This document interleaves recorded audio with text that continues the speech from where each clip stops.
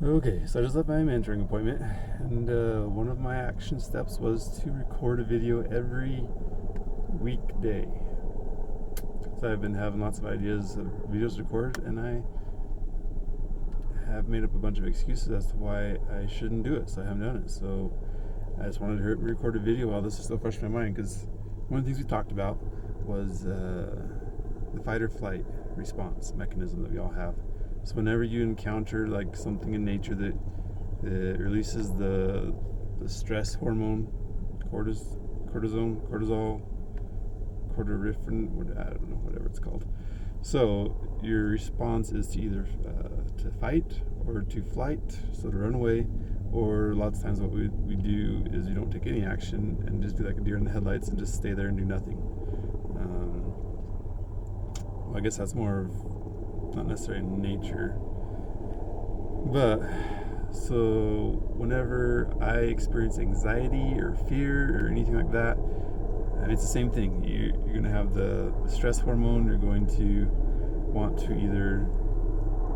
Sorry, I don't know if you can hear that. There's a fire behind me on the mountain, so there's helicopters dumping water. But whenever I experience anxiety or fear, it causes that same thing, the fight or flight. But usually, when I experience it, I'm sitting down trying to make a decision, so I don't make a decision, I end up going to the analysis paralysis, and I don't fight or flight.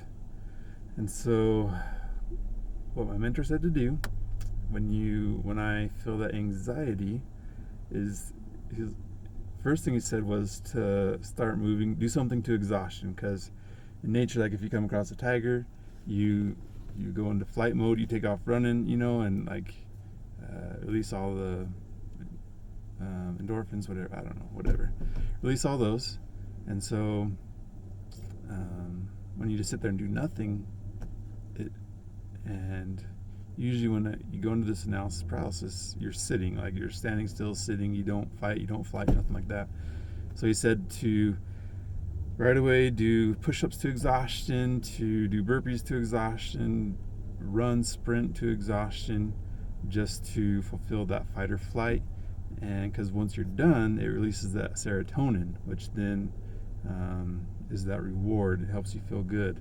And he's like, just another thought just came to me is, so when you commit to doing something and then you accomplish it, that also releases serotonin. So he's like, obviously if you're in nature and a tiger's about to attack you, don't say, okay, I'm going to run for a quarter mile, and then you run for a quarter mile out on the tiger, and then you get double shot of serotonin because you accomplished something you said you're going to do and you ran.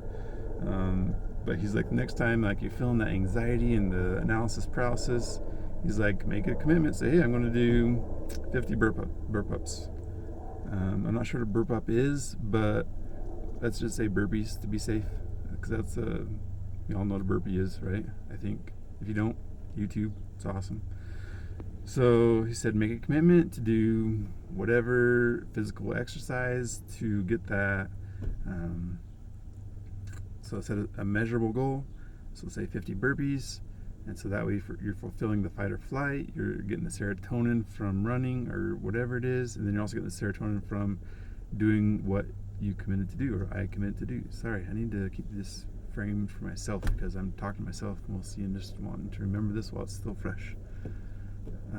So I thought that was really cool. So the next time I catch myself sitting down and focusing or going into analysis paralysis and thinking too much about a decision that whatever, I will commit to doing some physical exercise to exhaustion.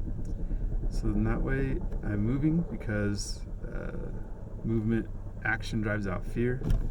And so I won't have that fear, and I will have serotonin, which my body likes apparently. So yeah, just thought. Thanks for tuning in, and yeah.